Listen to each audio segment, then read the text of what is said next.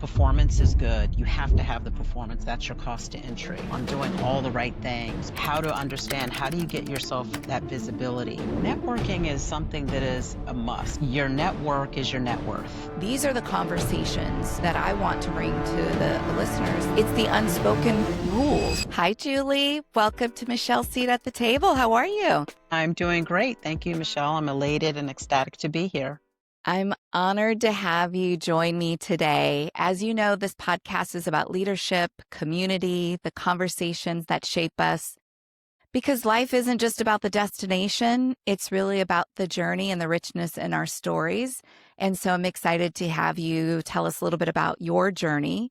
But let me give a short introduction before I allow you to tell us a little bit more. So our guest today, I'm so excited to have Julie Dinkins, MBA. She's a healthcare leader, a leadership strategist, and an author now with more than 20 years of experience in the biopharmaceutical industry. And her career spans sales leadership, account management, digital marketing, and a host of other specialties in a healthcare organization. Julie also happens to be my sorority sister of the Alpha Kappa Alpha Sorority Incorporated. And so again, welcome to the podcast, and please tell us where you're joining from today. So thank you for having me. I am excited to be here. I am representing the great Titusville, New Jersey right now. Okay. So Central New Jersey. I know some people say there's no Central New Jersey, but it's Central New Jersey. It's central enough. Yes, Yes. exactly. So tell us a little bit about your background other than the work part. Yeah, no, thank you for asking. Great question. So I know people like to define themselves by their job, but I am a proud military brat, and I have been able to live all over the country. And the beauty of being a military brat has allowed me to be a chameleon and kind of morph into any environment, which led me into the space that I'm in now and the evolution of my career. Right. So, growing up and being in such diverse, complex environments as a child really helped me to be an extrovert, to be curious, a lot of discipline, structure, which helped with leadership, right? Yeah. And being Yes. focused with execution. So I think my childhood allowed me to grow into where I'm at now and to my career and being an author and mentoring. So it's kind of a quick hit of my life. I love that. Thank you. And thank you for sharing that. It's interesting being a military brat and living all over in different places, different types of community. I do find that that is another way that helps people be successful in their careers, regardless of the career, regardless of the industry, because Absolutely. there is something about being able to not only be flexible and adaptable, but having agility when you have to be in a different environment. Absolutely. And agility, I think, is key, especially in today's business environment and landscape and dealing with a variety of differences and things that are happening right now in the workplace. Um, Agility and being able to pivot is key right now.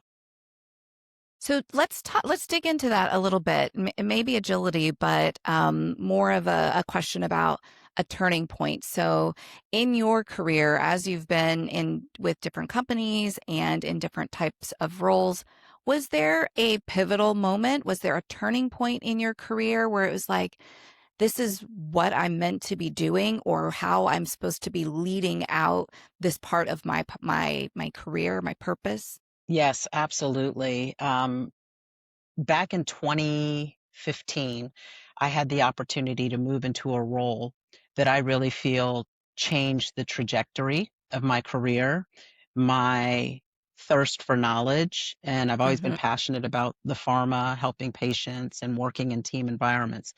But I had one of my former leaders at a company give me the opportunity to get into market access and understanding the payer space, the employer space, the Yes. health system space, very complex. My mind goes 20,000 miles per hour, right? How does this connect? How does this connect? How do you tell a story, the value prop, and everything that kind of goes along with that? That role elevated for me really a deeper growth mindset. And what it did for me is that it gave me a 360 perspective of the healthcare ecosystem, right? Mm-hmm. And from there, I just continued to learn. And then how do you learn about this aspect of market access and then leading without authority, being agile? In the payer space, things changed drastically. That role really elevated my knowledge. And then from there, I just continued to grow. And it also enabled me to take more risk too, because I was always hospital account management, Mm-hmm. selling from the security guard up to the CEO.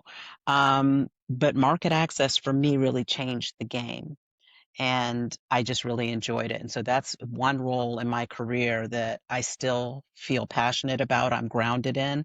I'm in an extension of my role now, and I'm in the account management space. I'm still passionate about it. Yes. And that's what I think is key.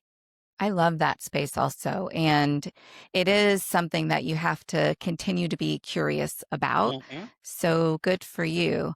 So you recently became an author. I want to say congratulations. I have my copy of the book. You see all my little notes in it. Yeah.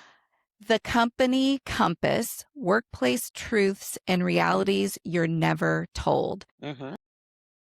Where did this come from? At what point did you say, I have to write a book and this is what it's going to be? Yeah. So, again, another great question.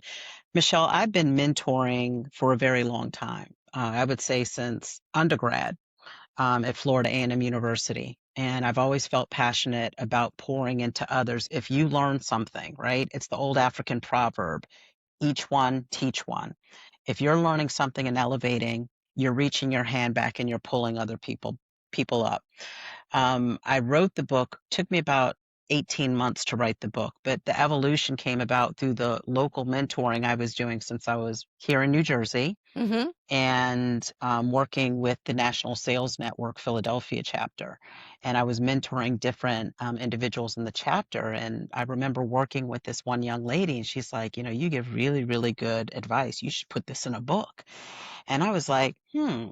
And I thought about it. And so just writing in my journal, writing notes on my iPhone. You never know when an Yes. idea comes Boom, to you. comes. Yeah, get up 2 in the morning, boom, boom, boom. Let me expand upon that. But I think it was an evolution. And then I started meeting people and they're telling me about, the successes they're having or some of the roadblocks and challenges they're having in their current organizations or even personally. And I like pouring into people and just give them little nuggets and things to think about. That's the evolution of the book. I will tell you that the chapters are all real life situations. Yeah. Of course, won't divulge any names and everything that goes behind that. But these are real life situations, and that some of them are applicable to me. And it's Mm-hmm. also coming from the perspective of obviously a woman, but a woman of color, and the experiences that we go through in this space working in these large corporate entities. That's part of, I think, one, thank you for saying that. And this is also why I was really excited when I saw that you had gotten your book was finally available after we had met and we talked about it, because it aligns so closely with my passion and why I even started this podcast. And I said to myself, right, the world doesn't need another podcast. There are so many podcasts out there. But what I did say is that the world needs my voice and it needs my stories. And I find this podcast and having guests like you a way of giving back. Hmm. It's called Michelle's Seat at the Table because I want to talk about it's not the destination of the boardroom. For so many years, I was ambitious, and as many people who listen to this podcast, and we want that job, whatever that next job, and in Hmm. the boardroom and in the C-suite, but it's really about the journey and it's about the lessons. And these are the conversations that I want to bring to the listeners that sometimes we don't get. It's the unspoken rules, right? It is the compass. That's exactly what your book is about, is what are those things that nobody will tell you or you learn too late? I want to share what are the pitfalls or some of the lessons or how I overcame and resilience, because I want to help other people with that guidance and that Hmm. advice. And so in your book, specifically the company Compass, you talk about this unspoken curriculum. Hmm. Can you tell us a little bit more about that and one or two of those truths? I know that there are many, Yeah. but that come to mind that you think are really critical in the work that you've done. Another great question.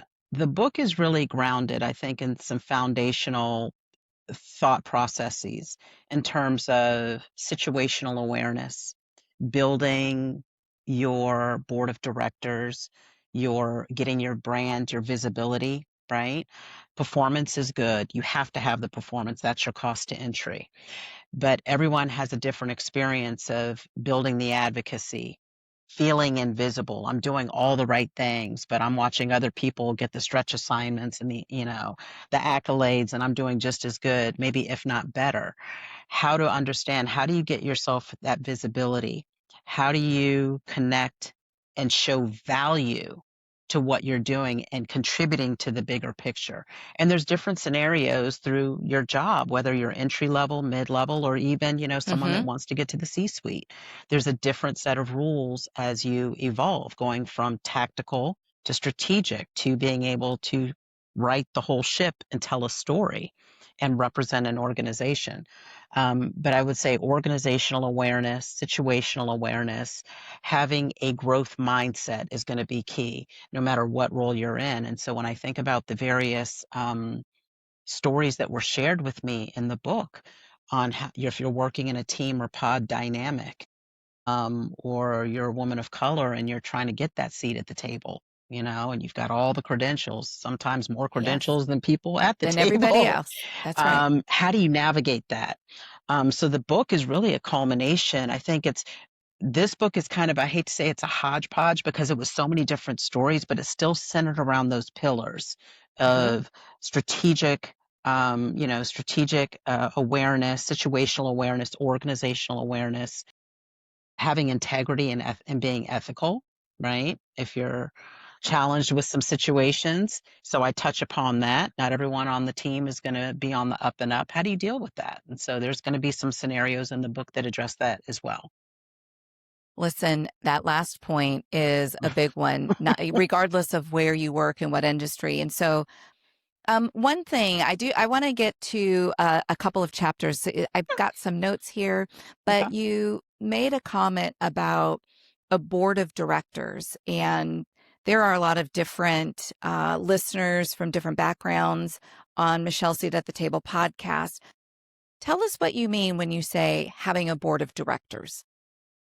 So I'll give kind of two scenarios. One would be I'll say a fusion of personal and professional, meaning there are people that you need to have in your board of directors, or I call for me my tribe. Yes. I have one person now that he is retired. I worked for him at a former company. I stay in touch with him. He's my touchstone because he understands what I do in the space that I'm in, understands Mm-hmm. the optics of everything. I have friends that are alumni that are also working, not necessarily in healthcare biopharm, but they're in different industries. We all go through similar situations as we're elevating within our careers.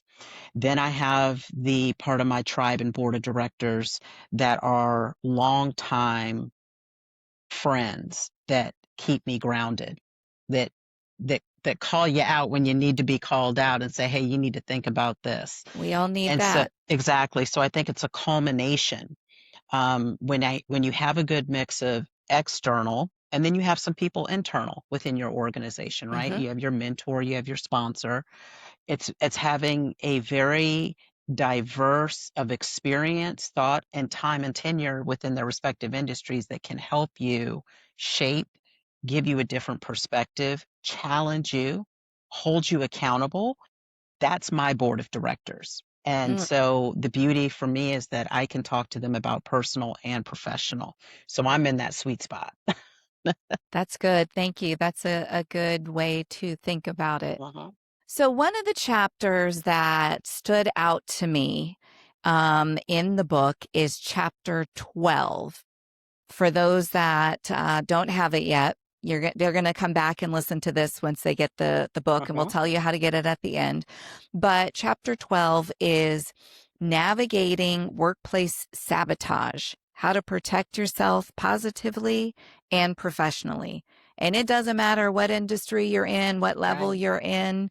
So tell us a little bit about this chapter Yes. and maybe one of the stories that helped to motivate and inspire this chapter. Yes, yes.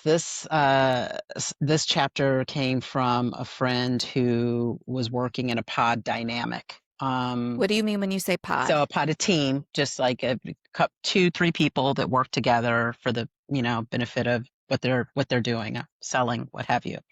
Um, there were some negative things that were going on behind the scenes. This person was doing everything right, by the book, compliant, but the team dynamic wasn't a healthy dynamic Mm-hmm. for whatever reason. And the nitpicking, the documentation started to surface of creating a false narrative.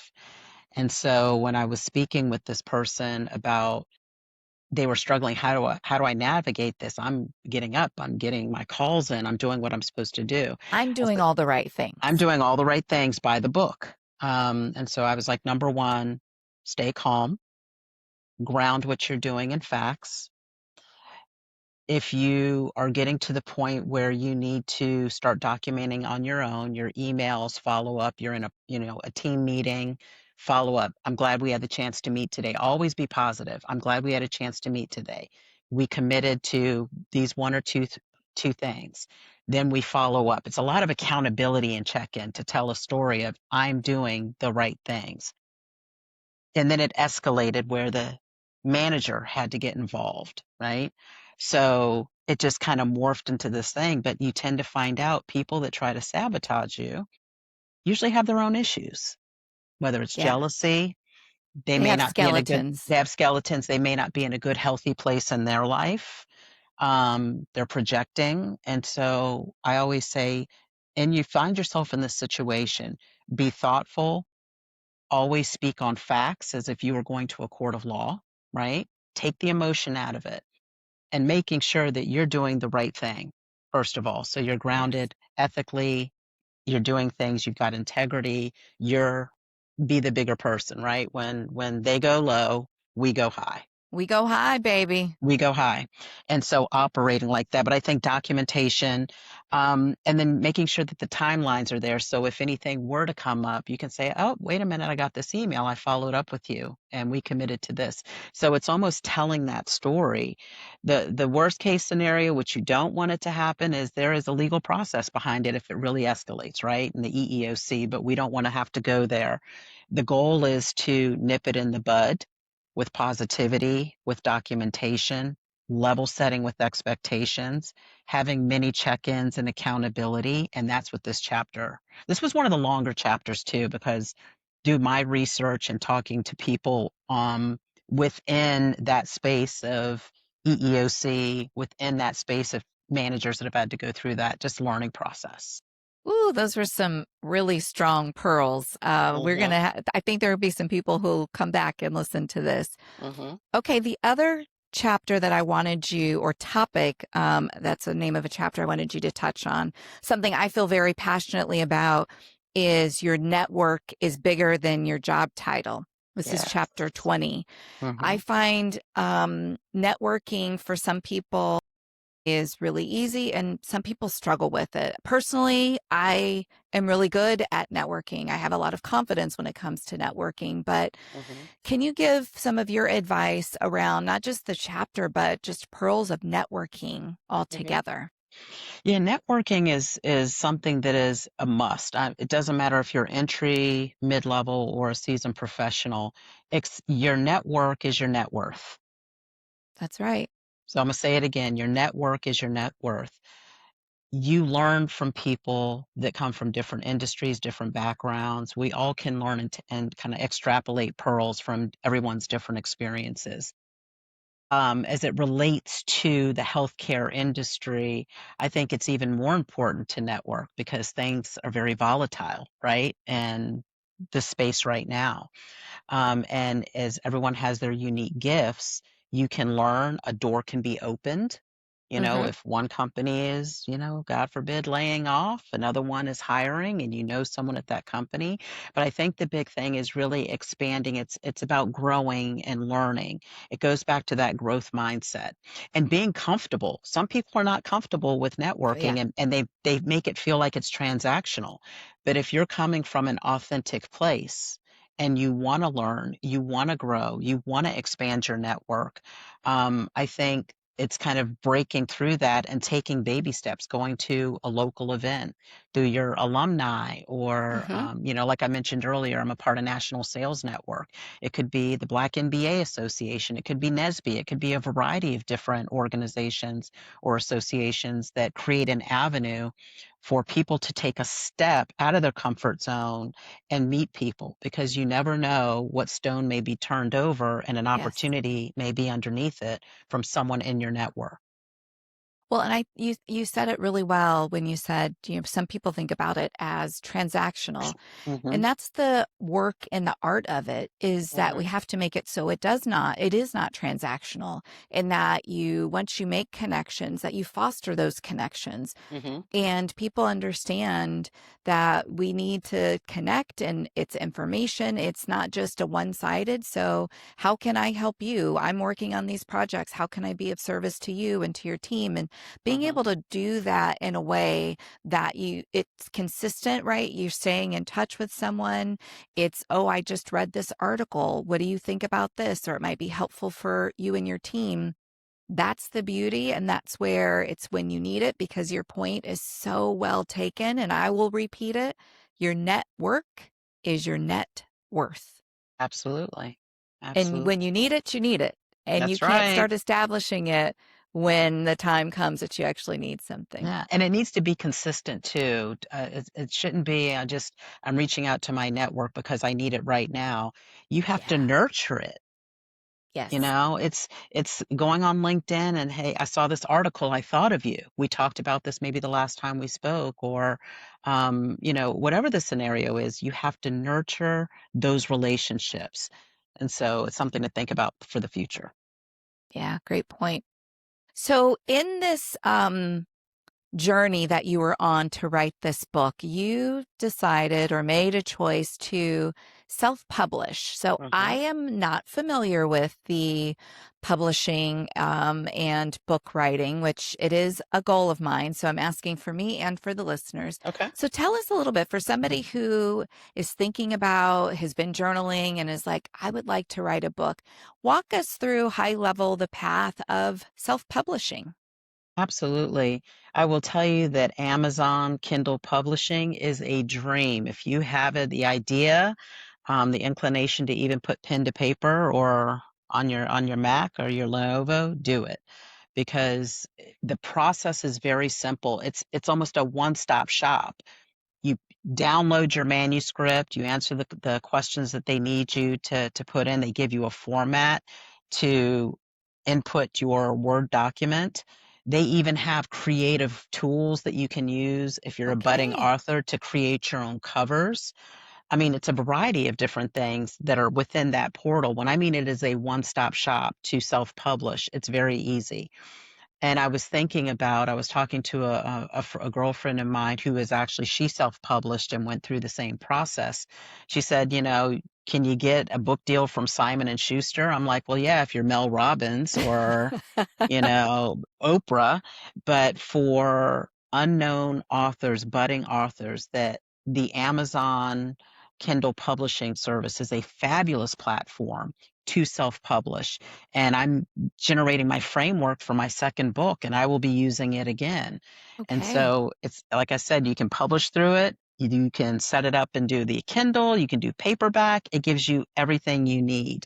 The hard work is the promotion behind it. That's where it becomes challenging in the social media. But Yeah. yeah, Amazon doesn't do that for you. Okay.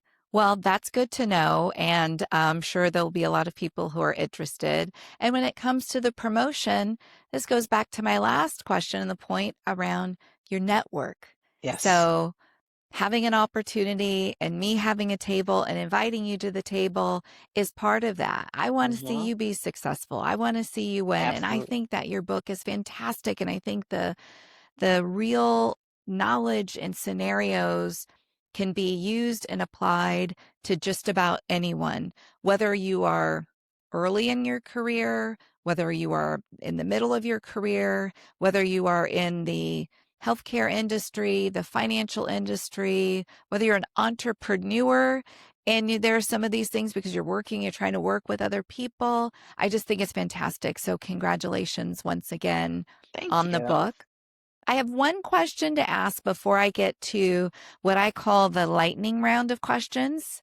And the final question is, what does your seat at the table look like today? And what does that mean to you?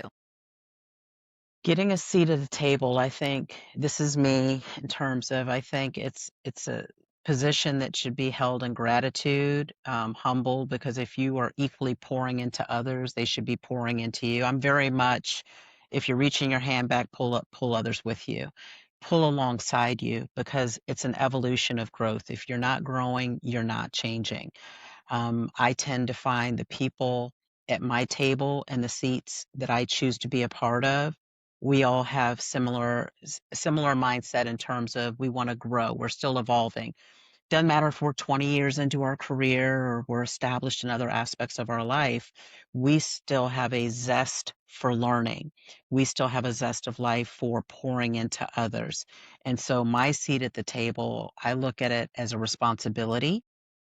I look at it as being servant and making sure that I'm living my parents' dream of giving back. It's not just about me, it's giving back and pouring into others and pouring into the community. Well said. Thank you. Okay, here we go. We're going to lighten it up and have a little bit of fun. What are you currently binge watching? House of the Dragon, season 3 is about to start. I'm a huge Game of Thrones fan, so everyone that knows Game of Thrones, House Targaryen, season 3 is about to start. So I tend to go back and watch the first 2 seasons so I can be ready. Yeah.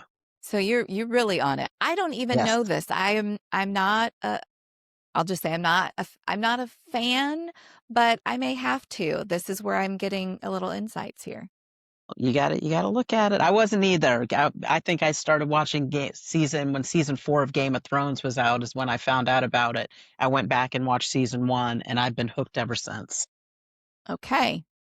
Are you an early bird or a night owl?